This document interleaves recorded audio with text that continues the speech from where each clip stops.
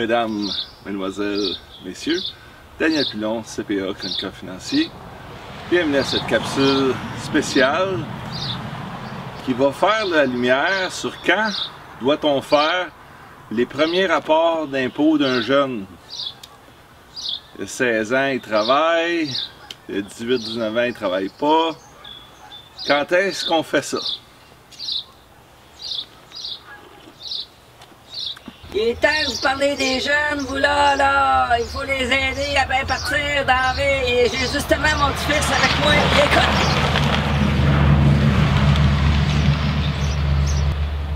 Ah ben, ça fait plaisir d'avoir un auditeur de plus. Est-ce qu'il y a des questions, votre jeune? Ouais, monsieur, moi, il faut que je fasse des impôts, là, parce que un de mes chums, lui, il dit qu'il soit des crédits du gouvernement, là, des TPS, des solidarités, des affaires de même, là, par rapport que. Il dit que le gouvernement donne ça là, pour nous autres. Et que je suis obligé de faire des impôts pour avoir ça, moi. Ça dépend de ton âge. C'est principalement ça. Puis combien t'as gagné? Combien t'as fait en 2018? Ben, moi, monsieur, j'ai pas travaillé en 2018, là. J'ai pas de revenus, là. Je sais pas s'il faut que je fasse des impôts, là, pour avoir les crédits, là, les TPS, solidarité, ces affaires-là. Bon, ben, on va faire la lumière là-dessus. Admettons qu'on a des jeunes.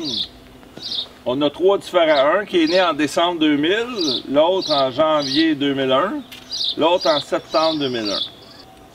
Si, admettons, ils ont gagné 2500 chacun de revenus, qu'il n'y a pas d'impôt retenu,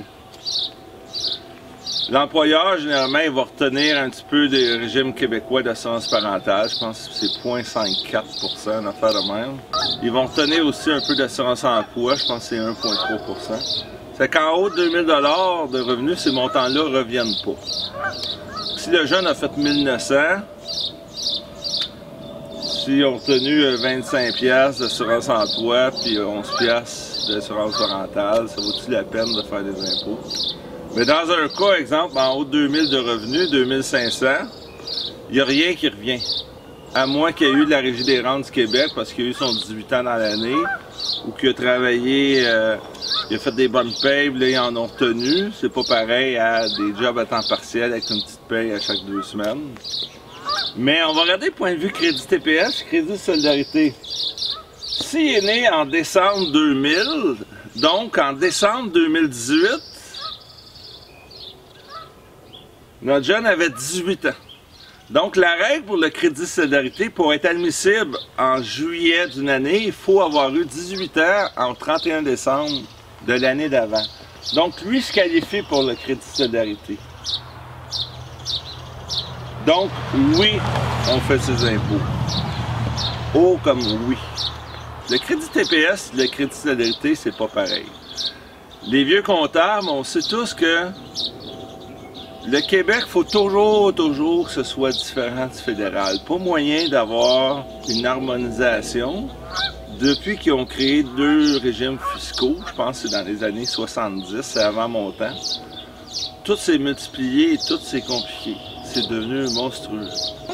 Pour être admissible au crédit TPS, il faut avoir 19 ans. Quand tu as 19 ans, tes impôts sont faits, tu l'as le trimestre d'après. Tandis que crédit solidarité, si tu as 18 ans au 31 décembre, tu as ton crédit de juillet à juin qui suit. Si tu as 18 ans le 1er janvier, une journée plus tard, tu l'as pas du tout de l'année. Il faut t'attendre un an, tu perds un an. Fédéral, eux autres, ils te le donnent quand tu as 19 ans le crédit TPS. Donc, dans ce cas-ci, en janvier 2020, vu que la personne, le jeune va avoir 19 ans en décembre. Donc, pour les crédits qui se donnent pour le trimestre de janvier à mars, il va se qualifier. Parce que ça marche de juillet à septembre, octobre à décembre, janvier à mars, avril à juin.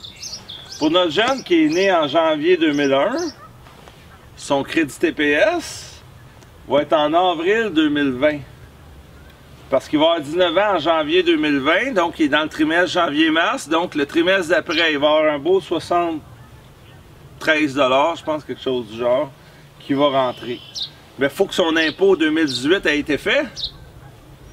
Donc la réponse C'est oui. Par contre, son crédit de solidarité, lui, va avoir, au 31 décembre 2018, il n'a pas 18 ans. Donc, au 31 décembre 2019, il va avoir son 18 ans. Donc, il va se qualifier en juillet 2020 pour le crédit de solidarité. Donc, est-ce qu'on fait ses impôts? Oui. Parce qu'il y a un crédit TPS qui embarque. Un jeune qui est né en septembre 2001, pour le crédit TPS, il va attendre en octobre 2020. Est-ce qu'on fait ses impôts pour la TPS? Non. Parce qu'il n'est pas dans le lot de juillet, octobre, 19, janvier, avril 20.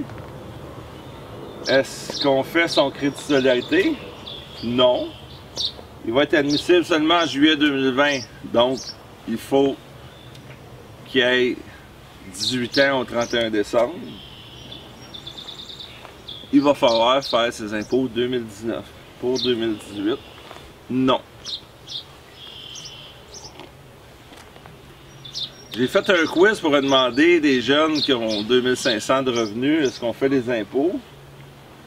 Et puis, voici les raisons. Mais outre ça, il n'y a absolument rien qui justifie de faire des impôts pour un jeune dans cette situation-là. S'il ne va pas au cégep, il n'y a pas de frais de scolarité à transférer aux parents. Il n'y a pas d'impôt retenu.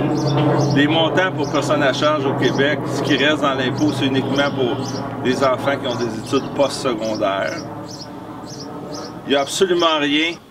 Donc, avant de payer, de faire des impôts pour votre jeune, assurez-vous qu'il faut les faire. Pour faire des impôts de mon gars, il arrive à 20 ans, puis il n'a jamais gagné de revenus, puis il n'a jamais fait d'impôts.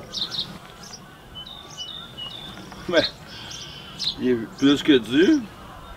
Écoute, il faut que tu saches, là, je sais pas l'âge exact qu'il y a, mais le crédit de solidarité, ils ne reviennent pas en arrière. Je pense qu'ils reviennent une année en arrière, mais pas plus. C'est qu'on ne peut pas gratter trop. C'est important aussi, des fois, le comptable livre le dossier, vite fait, le parent a oublié de dire à son jeune de s'inscrire au dépôt direct. S'il n'a pas envoyé le formulaire de dépôt direct ou avec son chèque spécimen à Revenu Québec, ben, ils ne courront pas après lui, il n'aura pas son crédit de solidarité. C'est que voyez-y. Bonjour, M. Pilon. Vous savez que moi, je suis l'ex-femme de médecin. J'ai 400 000 derrière, puis j'ai ramassé la maison Claire à moi après le divorce.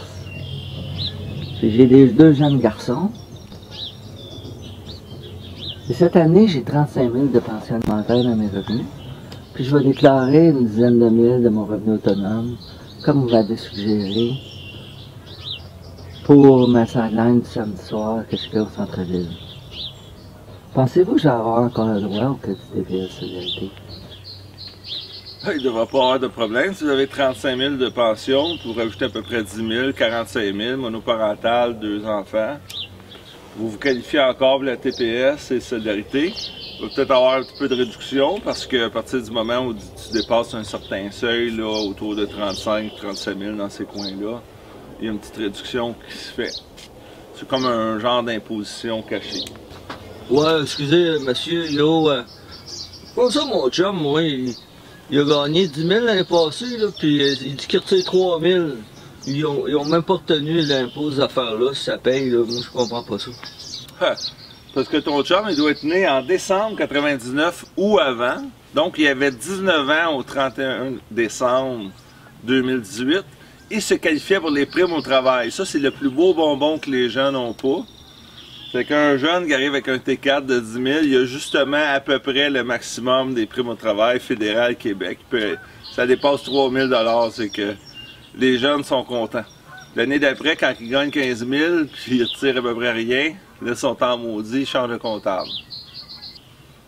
En espérant que cette capsule sur quand faire les premiers impôts vous a plu, je vous invite à partager pour vos proches, parents, amis. Quiconque dans votre entourage aurait un ado au boulot ou un jeune de 18-19 ans. C'est Daniel Pilon, CPA, chroniqueur financier, toujours indépendant.